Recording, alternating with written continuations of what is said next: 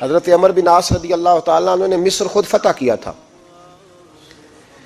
خود فاتح تھے. حضرت عمر نے انہیں گورنر مصر بنا دیا. ان کا بیٹا ایک عام آدمی کے بیٹے کو کہنے لگا چلو اپنا اپنا گھوڑا دوڑاتے ہیں، بھلا کون جیتتا ہے. گھوڑے دوڑے، عام آدمی کا بیٹا جیت گیا. گورنر صاحب کے بیٹے نے درہ اٹھایا اور درہ اٹھا کر کے اس جیتنے والے غریب آدمی کی کمر پہ درے مارے. اس کو جب درے لگے تو بیٹے نے گھر آ کے باپ کو اپنی لہو لوہان کمر دکھائی. باپ کے دل میں بڑی قدر ہوتی ہے اولاد کی. درجے تو لوگ ماں کے بیان کرتے رہتے ہیں، لیکن جتنا باپ پیار کرتا ہے اس کا بھی تقاضا کوئی کر نہیں سکتا. والد نے جب دیکھا نا لہو لوہان ہے گردن، تو والد چیخے، روئے، اور پھر پتہ نہیں اگلے 1.5 منٹ میں اس بچے کے والد کو کیا ہوا. اس نے آنسو پونچھے اور بیٹے کو کہنے لگا میرے گھوڑے کے پیچھے بیٹھ. کہا کدھر جانا ہے؟ فرمانے لگے یہ ظلم کا دور نہیں، یہ عمر کا دور ہے. ہاں ایسی بات ہے کوئی جو مرضی کر جائے؟ بیٹھ میرے گھوڑے پہ. آدھی رات کے وقت پہنچے مدینے اور باہر جا کے وہ آدمی پکارنے لگے، کہنے لگے عمر باہر آؤ، نکلو خوابگاہ سے. جب غریبوں پہ ظلم ہو تو پھر حکمرانوں کو سونے کی اجازت نہیں ہوا کرتی. باہر آؤ. فاروق اعظم آدھی رات کو اٹھ کے آئے. کیا ہوا؟ کہا عمر دیکھ، یہ بیٹا جو میں نے اپنے منہ کے نوالے کھلا کھلا کے پالا ہے، ذرا میرے لال کی پشت دیکھ. تیرے دور حکومت میں یہ حال ہوگا. حضرت فاروق اعظم نے کہا جاؤ بلا کے لاؤ فاتح مصر کو. حضرت عمر بن عاص بیٹے سمیت آئے. جناب فاروق اعظم فرمانے لگے مجمع میں کھڑا کر کے، فرمایا کیوں مارا تو نے اس کو؟ گردن جو گئی. فرمایا تو گورنر کا بیٹا تھا اس لیے مارا ہے؟ اس غریب آدمی کے بچے کو کہا درے پکڑ اور گورنر کے بیٹے کو اس کے سامنے مار، اور اتنے مار کے اسے سمجھ آئے. جب اس کو درے لگ رہے تھے تو لوگ دیکھ رہے تھے. تھوڑی دیر گزری تو حضرت سیدنا عمر فاروق رضی اللہ تعالیٰ عنہ نے فرمایا گورنر مصر کو بھی سزا دو، اس کے کپڑے اتروا کے اسے ٹاٹ کا لباس پہناؤ. لوگ کہنے لگے حضور گورنر صاحب کی کیا غلطی؟ سنو اور یاد رکھنا. حضرت فاروق اعظم کہنے لگے اس بچے کے دل میں بات ڈالی کس نے کہ تو گورنر کا بیٹا ہے؟ کس نے بات ڈالی کہ تو چودھری کا بیٹا اور باقی کمی ہوتے ہیں؟ کس نے سکھایا اسے؟ وہ طاقتیں بھی ہم کچھ لیں گے جو سکھاتی ہیں کہ فلانا بڑا ہے فلانا چھوٹا ہے. فرمایا نا، جب کوئی رسول اللہ کا کلمہ پڑھ لیتے ہیں وہ برابر ہو جایا کرتے ہیں. اس کو کس نے سکھایا؟ کس نے سکھایا اس کو؟ گورنر کو بھی. اور پھر حضرت عمر نے تاریخی جملہ کہا حضرت عمر بن عاص کی طرف دیکھ کے، فرمایا جب اللہ نے ان لوگوں کو آزاد پیدا کیا ہے تم نے کیوں غلام بنا لیا ہے؟ جب رب نے آزاد پیدا کیا تم نے کیوں غلام بنایا ہے؟ عزیزو یاد رکھو جب انصاف کا بول بالا ہوتا ہے پھر کوئی آدمی ڈرتا ہے. یہاں انصاف نہیں ملتا. اور میں آپ خود ایک بات یاد آ گئی. حضرت عمر کا زمانہ تھا تو غسان کے بادشاہ نے کلمہ پڑھ لیا. جو لوگ غریب کہلاتے ہیں نا وہ ذرا میری بات پہ زیادہ توجہ کریں. غریبوں کو سنانے لگا ہوں، غریب ذرا توجہ کریں. غسان کے بادشاہ نے اسلام قبول کر لیا اور اسلام قبول کرتے ہی وہ آئے حج کرنے. حج کے بعد فارغ ہوئے تو ایک نفلی طواف کر رہا تھا غسان کا بادشاہ شاہ غسان. آج تو خانہ کعبہ میں بھی وی آئی پی پروٹوکول ملتا ہے، آج تو مسجد نبی میں بھی وی آئی پی پروٹوکول ہوتا ہے. یہاں آ کے بھی، یہاں بھی اور دیکھتے صحیح تو کھڑا کہاں ہے. یہاں بھی پولیس والوں نے بازو پکڑے. سوچو تو صحیح، یہ حال کر دیا تم نے مذہب کا. طواف کعبہ ہو رہا ہے اور غسان کے بادشاہ نے جبہ پہنا ہوا ہے باریک اور لمبا. وہ طواف کعبہ کر رہا تھا تو ایک غریب آدمی کا پیر اس کے جبے پہ آ گیا. جب پیر آیا تو اس نے پلٹ کے غریب کے منہ پہ تھپڑ مارا. جب تھپڑ مارا تو اس غریب نے سیدنا فاروق اعظم کی عدالت میں مقدمہ کر دیا. کہا بادشاہ نے تھپڑ مارا ہے. حضرت عمر فاروق رضی اللہ تعالیٰ عنہ نے بادشاہ کو بلایا. فرمایا تو نے اس غریب کو مارا ہے؟ کہا جناب اس نے پیر رکھا تھا. تو فرمایا پیر رکھا تھا تو کیا ہو گیا؟ تو نے کیوں لمبا جبہ پہنا تھا؟ تجھے سمٹ کے چلنا چاہیے تھا. کہا میرے لیے حکم کیا ہے؟ حضرت عمر کہنے لگے یا اسے رات میں راضی کر لے ورنہ صبح اسی جگہ اسی کونے میں خانہ کعبہ کے سائے میں وہ غریب تیرے منہ پہ تھپڑ مارے گا اور تجھے تھپڑ کھانا پڑے گا. غریبوں سنو سنو، ساری رات وہ غسان کا بادشاہ غریب کی منت کرتا رہا تو راضی ہو جا. غریبوں تم سے شکوہ ہے، تم 2-4 لاکھ پہ راضی ہو جاتے ہو. غریبوں تم سے شکوہ ہے، تم انصاف ہونے نہیں دیتے. غریبوں تم تھوڑی تھوڑی بات پہ مطمئن ہو جاتے ہو. تھوڑی تھوڑی بات، جتنے غریب تن ہیں لباسوں سے دور دور اتنی ہی چادریں میں مزاروں سے چھین لوں، اور جتنے غریب گھر ہیں اجالوں سے دور دور اتنی ہی روشنی میں ستاروں سے چھین لوں. اتنی تو ہمتیں ہو میری کم سے کم بلند کہ شاہوں کے تاج فقط اشاروں سے چھین لوں. تمہاری زیادتی ہے, تم نے ظلم پروان چڑھایا ہے. جب تم چودھری کے کہنے پر ایم این اے کے کہنے پہ راضی ہو جاتے ہو, تم انصاف ہونے نہیں دیتے. ڈٹنا سیکھو, کھڑے ہونا سیکھو. جب اسے کہا نا راضی ہو جا, تو وہ غریب کہنے لگا میں راضی ہو جاؤں اور کل تو کسی اور کو بھی تھپڑ مارے. فرمایا جتنی تیرے پاس دولت ہے لا کے قدموں میں رکھ. ہم دولتوں کی پرواہ اس لیے نہیں کرتے کہ ہم نے محمد عربی کا چہرہ دیکھا ہوا ہے. اب میری نگاہوں میں جچتا نہیں کوئی, اس لیے کہ جیسے میرے محبوب ہیں ویسا نہیں. تم اثر لینا چھوڑ دو, تم اثر بڑا لیتے ہو. ہاں تمہارے اوپر چیزیں اثر انداز ہوتی ہیں, اس لیے انصاف نہیں ہوتا. ڈٹنا سیکھو, کھڑے ہونا سیکھو. جو بھائی ڈٹ جاتا ہے نا وہ بڑے کمال کر جایا کرتا ہے. ساری رات مناتا رہا. حضرت عمر سے کہنے لگا وہ نہیں مانتا, تو جناب عمر کہنے لگا پھر تیاری کر لے. ہم بادشاہ نہیں دیکھیں گے, دولت نہیں دیکھیں گے, ہم رسول اللہ کا دین دیکھیں گے, ہم نبی پاک کا نظام دیکھیں گے. وہ بادشاہ رات کو دوڑ گیا, بھاگ گیا, جا کے عیسائی ہو گیا. لوگوں نے کہا اتنا قیمتی آدمی عمر نے ضائع کر دیا. فرمایا چپ کرو, میں نے کوئی چیز ضائع نہیں کی, میں نے تو اپنے رسول کا دین بچا لیا ہے. کوئی شے ضائع نہیں ہوئی. عدل جب تک میں پھر کہوں گا, اس عدل کے نقصان میں ہر آدمی برابر کا شریک ہے. ہم عدل ہونے نہیں دیتے, ہم عدل قائم نہیں کرتے. ہمارا تقاضا ہی نہیں کہ عدل ہو, ہم اپنے آپ کو عدل کے لیے پیش ہی نہیں کرتے, مزاج ہی نہیں. حضرت علی المرتضیٰ ایک جری انسان تھے, اور وہ علی تھے جن پر انسانیت رشک کرتی ہے.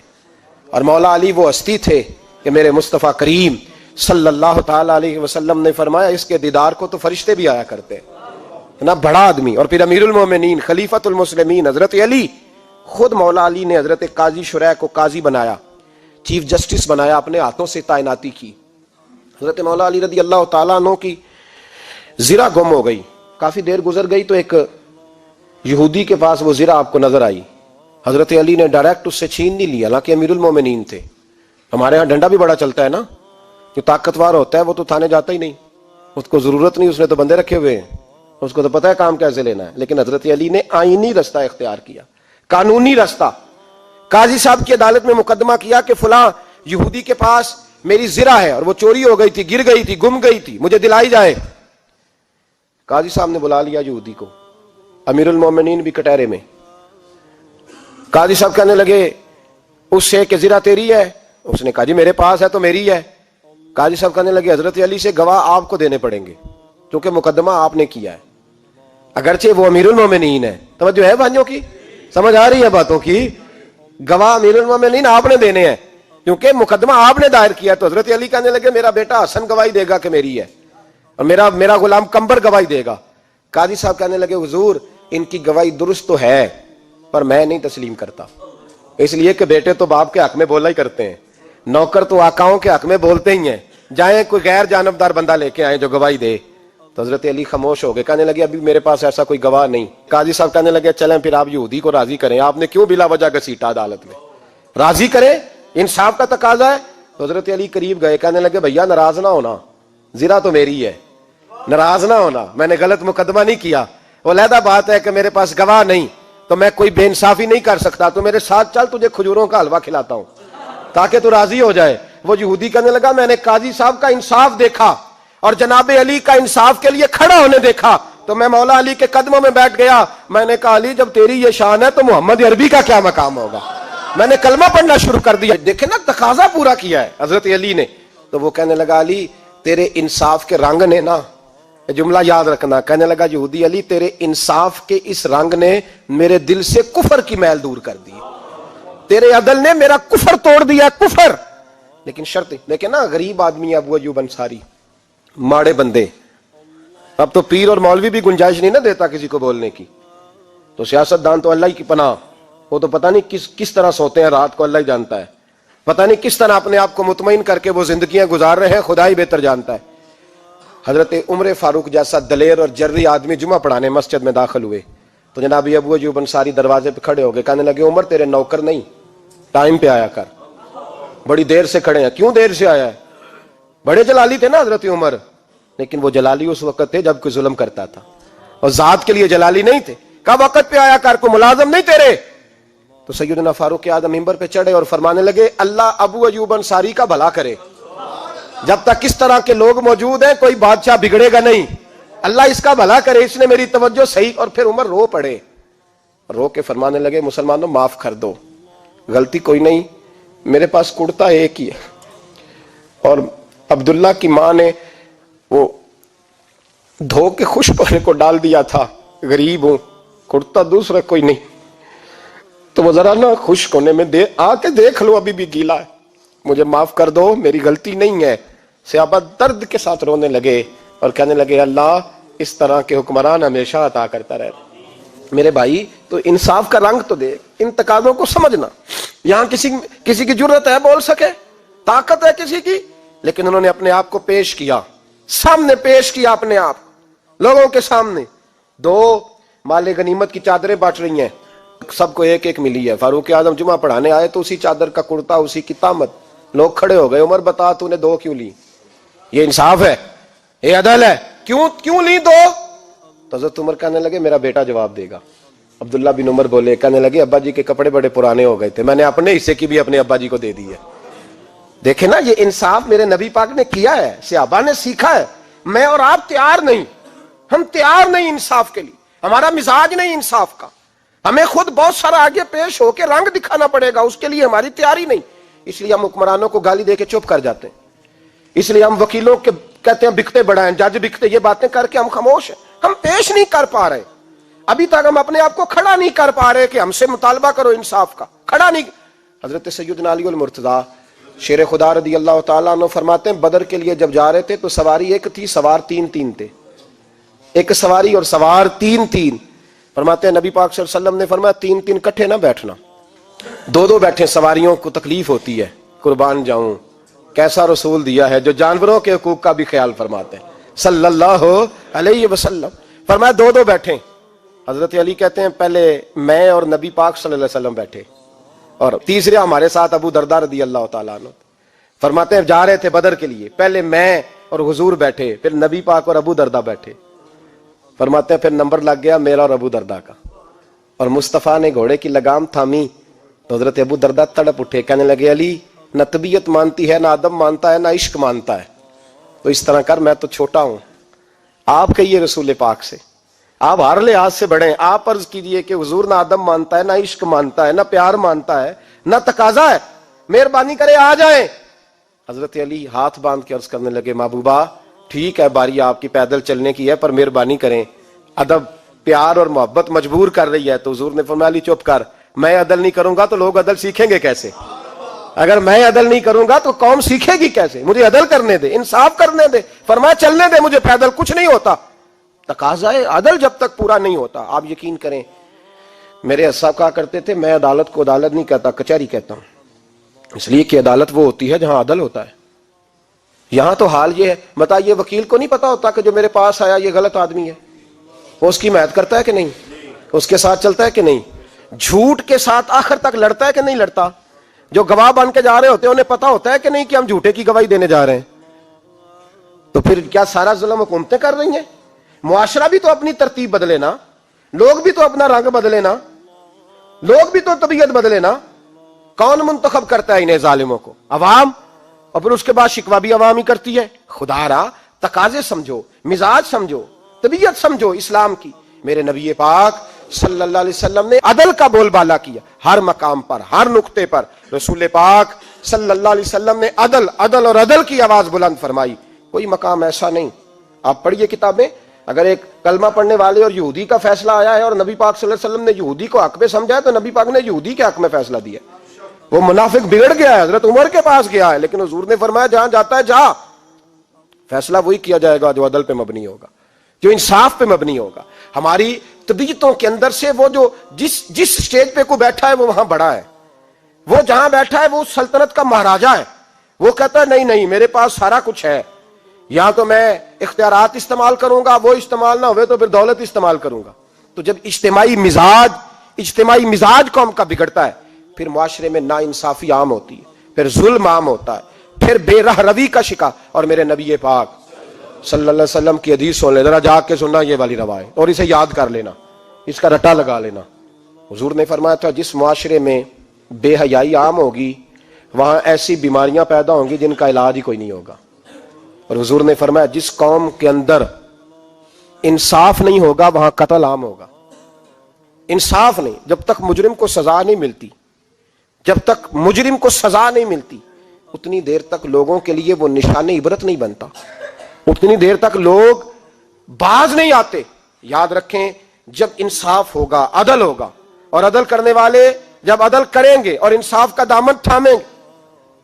پہلی بات تو یہ ہے کہ ہم اپنے آپ سے ورا کریں بہت ساری چیزوں کو. ہم دیکھتے ہیں حکومت نے چھوٹی چھوٹی کمیٹیاں بنا دی ہیں مصالحتی کمیٹیوں کے لیے، بین المذاہب کمیٹیاں، بڑا کچھ بن گیا ہے، لیکن لوگ گروہ بندی کا شکار ہیں، گروہی تعصبات ہیں.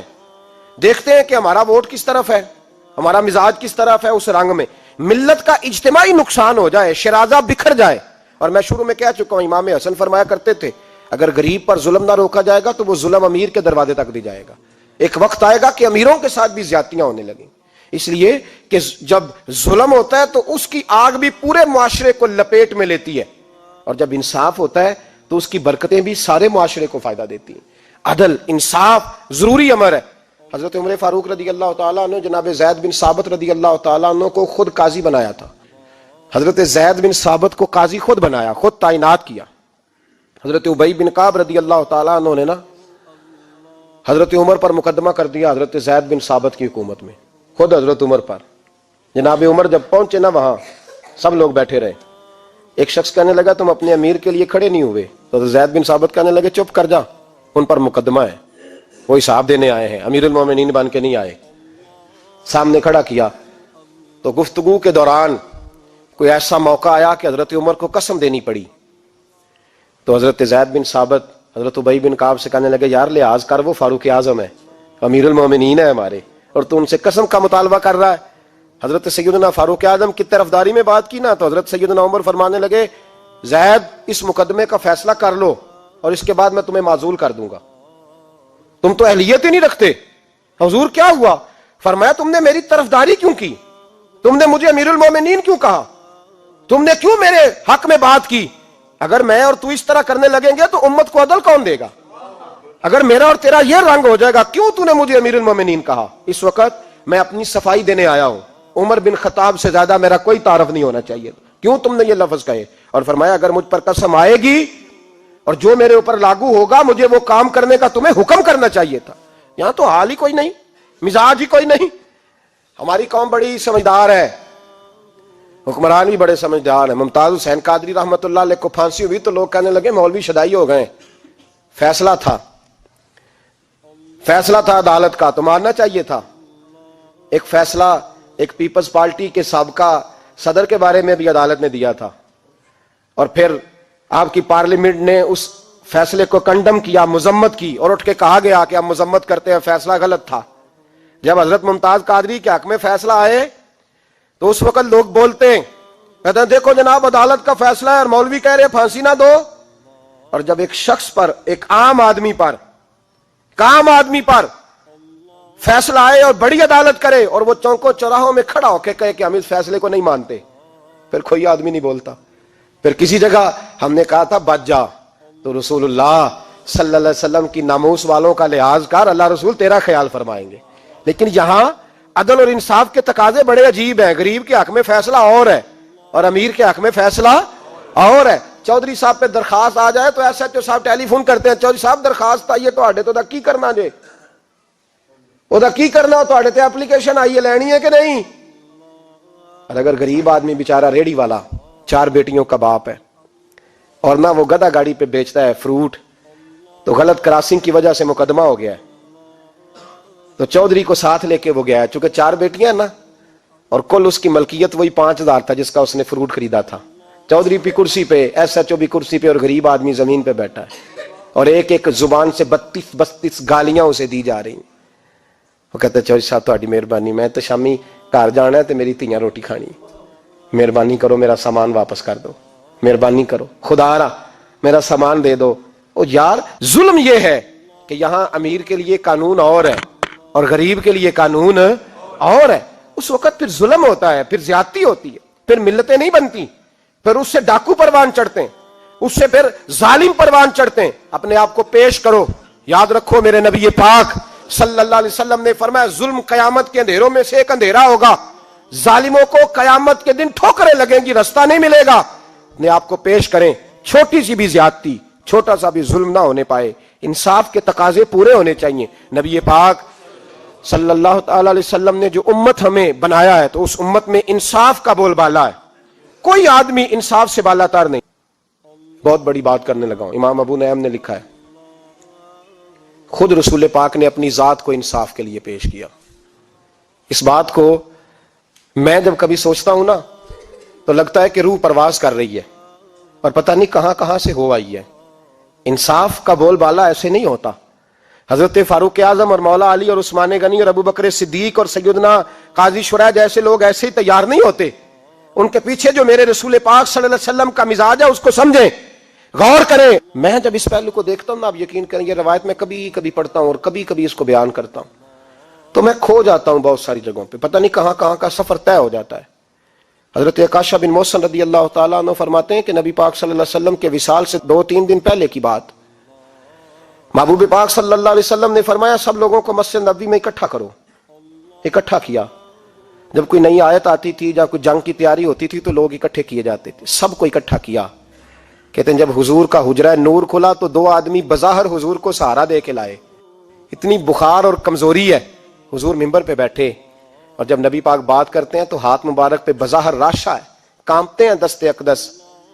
محبوب نے مجمع پہ نظر ڈالی, فرمایا تمہیں کسی نئے حکم کے لیے نہیں بلایا, بس اللہ نے اپنے ایک بندے کو اجازت دی, چاہے تو دنیا میں رہے اور چاہے تو اس کی بارگاہ میں حاضر ہو جائے. اس بندے نے پردے کا فیصلہ کیا ہے. میں نے تمہارے بیچ وقت گزارا ہے, تمہارے ساتھ رہا ہوں. حضور فرمانے لگے میری زبان سے, میرے قول سے, میرے فعل سے غلاموں کسی کو تکلیف پہنچی ہو تو بدلہ لے سکتا ہے. یہ نہیں فرمایا معاف کر دو, اٹھو اور بدلہ لو. حقیقی جمہوریت تھی نا. حضرت عکاشہ بن محصن پیچھے سے کھڑے ہو گئے, بوڑھے آدمی, کہنے لگے حضور ایک جنگ میں صفیں سیدھی کراتے کراتے میری ننگی پشت پہ درہ مارا تھا آپ نے, بدلہ لینا ہے. عجیب ہی منظر بن گیا مسجد نبی کا. آنسو بہنے لگے, لوگ تڑپنے لگے. محبوب نے فرمایا بلال جاؤ, فاطمہ کے گھر میں درہ پڑا ہے, لے آؤ. حضرت بلال کہتے ہیں سیدہ کے دروازے پہ دستک دی. اماں جی نے کہا کون؟ اماں جی میں غلام بلال ہوں, وہ درہ چاہیے تھا. تو سیدہ کہنے لگی نہ تو جنگ ہے نہ جہاد ہے, حضور نے درہ کیا کرنا ہے, طبیعت مبارک تو علیل ہے. بلال ماجرا کیا ہے؟ حضرت بلال رو پڑے, کہنے لگے ایک صحابی بدلہ لینا چاہتے ہیں. حضرت فاطمہ نے امام حسن اور حسین کو باہر نکالا, درہ دیا. کہنے لگی بلال عکاشہ سے کہنا میرے بیٹوں کے وجود پہ 100 درے مارے. انہوں نے فاطمہ کا دودھ پیا, سی کوئی نہیں کریں گے, لیکن حضور تک کوئی نہ جائے, اور میں نے ویسے بھی حضور پر قربان کرنے کے لیے پیدا کیے. سیدنا بلال حبشی رضی اللہ تعالیٰ عنہ فرماتے ہیں میں روتا ہوا درہ لیا, شہزادے لیے, اور میں جب حاضر خدمت ہوا نا حضور کے دروازے پہ داخل ہوا, محبوب پاک صلی اللہ علیہ وسلم نے امام حسن اور حسین کو دیکھا تو حضور رو پڑے, فرمانے لگے انہیں بٹھا دو, مجھے پتا ہے فاطمہ نے کیا کہہ کے بھیجا, بٹھاؤ. شہزادے بیٹھ گئے. میرے محبوب پاک علیہ السلام نے فرمایا عکاشہ کو درہ دو. حضرت عکاشہ کہتے میں درہ لے کے آگے بڑھا تو کسی نے میرا پیر تھاما. جب میں نے نیچے دیکھا تو ابو بکر صدیق تھے. کہنے لگے یار میری کمر پہ مار, حضور کے قریب نہ جانا. نبی پاک نے فرمایا صدیق ہٹ جا یار بیچ میں سے آنے دے. کہتے میں ذرا آگے بڑھا تو مولا علی شیر خدا نے میرا پیر تھاما. عکاشہ نہ کر, میں نے کہا آنے دو. محبوب فرمانے لگے علی ہٹ جاؤ, اسے آنے دو. حضرت علی شیر خدا بھی ہٹ گئے. جناب عکاشہ قریب آئے, کہا حضور ذرا کمر سے کپڑا تو ہٹائیں, میری پشت اس وقت بغیر کپڑے کی تھی. محبوب نے کپڑا ہٹایا اور جناب عکاشہ نے درہ جو اٹھایا تو صحابہ کی چیخیں نکل گئی, رونے لگے اور نہ کرنا یار نہ کرنا. جناب عکاشہ نے درہ دور پھینکا اور حضور کے وجود کو چومنے لگے. کہنے لگے کس نے درہ مارنا تھا, میں تو جاتے جاتے حضور کا بوسہ لے کے اپنے لیے جنت اکٹھی کرنے جا رہا تھا. میرے محبوب پاک صلی اللہ علیہ وسلم نے فرمایا جس نے جنتی دیکھنا ہو میرا عکاشہ دیکھے. امت کو درس دیا, امت کو درس دیا. پیش کر اپنے آپ کو انصاف کے لیے, آگے بڑھ, پیش کر اپنے آپ کو انصاف کے لیے اور کھڑا ہو جا عدل کے لیے. ان اللہ یأمر بالعدل والاحسان, اللہ تمہیں حکم دیتا ہے عدل کا. میرے مصطفیٰ کریم صلی اللہ علیہ وسلم نے خود, حالانکہ وہ درہ جو محبوب پاک صلی اللہ علیہ وسلم نے ان کو مارا وہ ہمدن نہیں تھا, وہ تو صفیں سیدھی ہو رہی تھی. کہا تم بھی آگے ہو جاؤ، تم پیچھے ہو جاؤ، روٹین ہوتی تھی۔ بھائی میرے محبوب صلی اللہ علیہ وسلم یہ پیغام دے کے گئے ہیں امت کو، عدل کا دامن تھام، انصاف سے زندگی گزار، انصاف کے ساتھ وقت گزار۔ اور اگر تو انصاف نہیں کر، محمود غزنوی بیٹھے ہیں، ایک بندہ تڑپتا اور روتا ہوا آ گیا، روتا ہوا، کہا کیا ہوا؟ کہنے لگا حضور میں غریب ہوں۔ اور ایک بات اس طرح بھی ملتی ہے کہ عورت تھی اور بی بی آ کے کہنے لگی حضور میں غریب نہیں ہوں، 3-4 بیٹیوں کی ماں ہوں، خامد فوت ہو گیا، شاہی خاندان کا ایک نوجوان میرے گھر آتا ہے اور میری بیٹیوں کے ساتھ ظلم کرتا ہے، مہربانی ہو جائے۔ محمود غزنوی کہنے لگے تو جا، سپاہیوں سے کہنے لگے بی بی دوبارہ آئے تو میں سویا ہوا بھی ہو تو مجھے اٹھا لینا۔ کہا جیسے ہی وہ تمہارے گھر میں آئے مجھے بتانا۔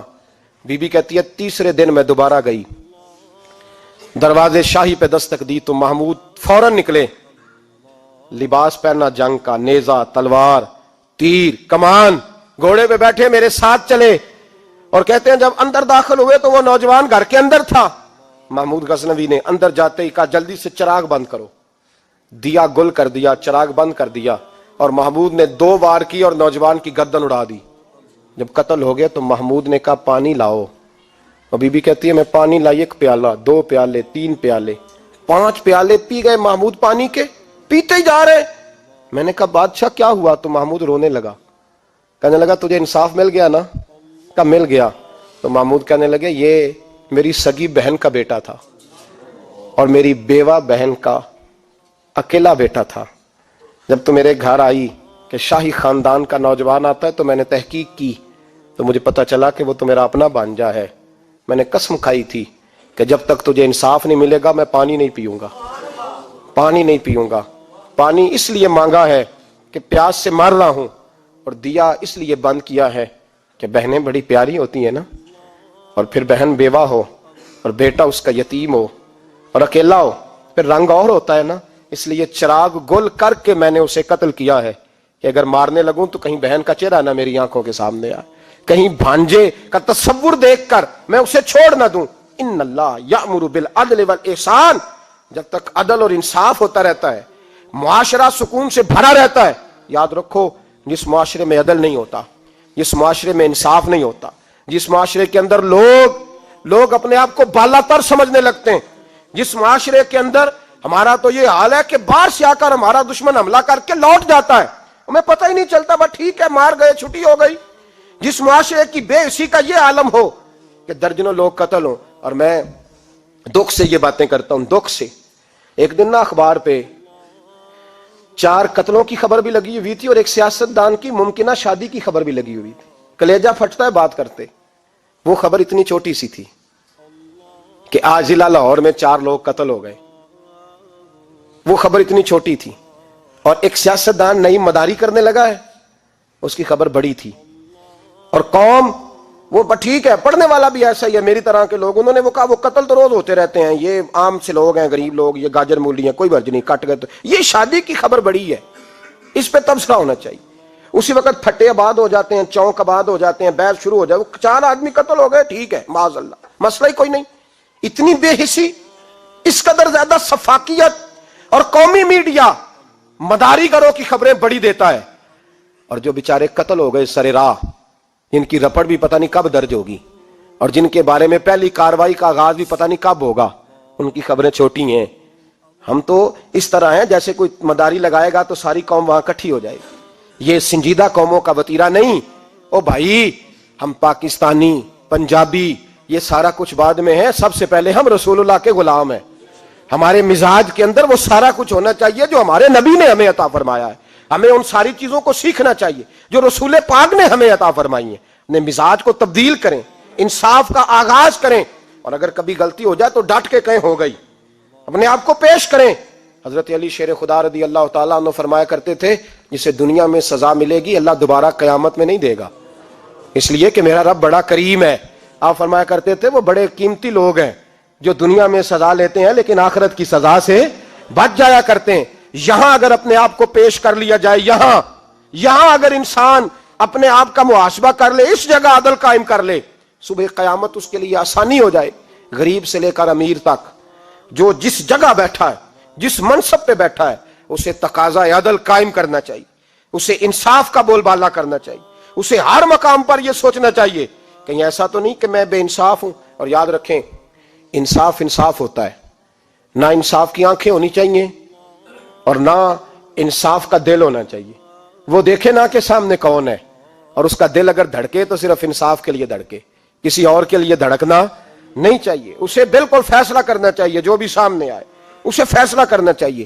اپنے آپ کو پیش کرنا سیکھیں، معاشرے میں انصاف کرنا سیکھیں، عدل کرنا سیکھیں۔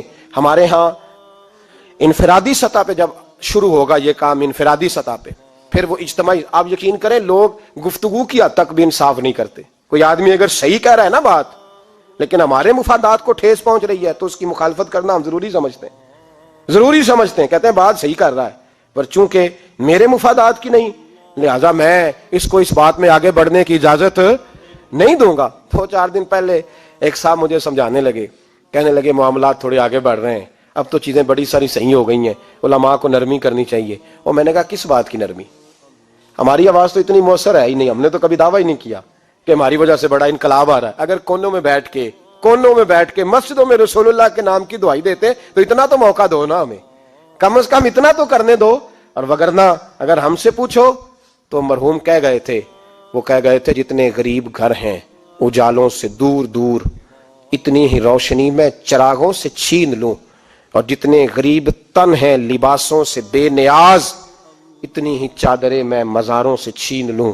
اتنی تو ہمتیں ہوں میری کم سے کم بلند کہ شاہوں کے تاج فقط اشاروں سے چھین لوں۔ عدل رہے گا تو امن رہے گا، عدل رہے گا تو سکون رہے گا، عدل رہے گا تو معاشرہ بنے گا، اور انسان رہیں گے۔ اور اگر بے انصافی ہوگی تو بھیڑیے پلیں گے، درندے پلیں گے۔ یاد رکھنا، انسانوں کی بستی اس وقت تک قائم رہتی ہے جب تک اس میں انصاف رہتا ہے، اور جب انصاف رخصت ہوتا ہے پھر بھیڑیوں کا راج ہوتا ہے۔ اگر چاہتے ہو کہ دنیا میں انسان رہے پھر انصاف کرنا پڑے گا، اور اگر بھیڑیوں کو موقع دینا ہے تو ٹھیک ہے، پھر کسی طرف نہ دیکھیں، اپنے آپ کو سجائیں، سنواریں، دل کو روشن کریں، ادھر بڑھیں جدھر انصاف زیادہ ہے۔ اللہ اپنے محبوب کی سچی غلامی عطا فرمائے۔ آخر دعوانا الحمدللہ۔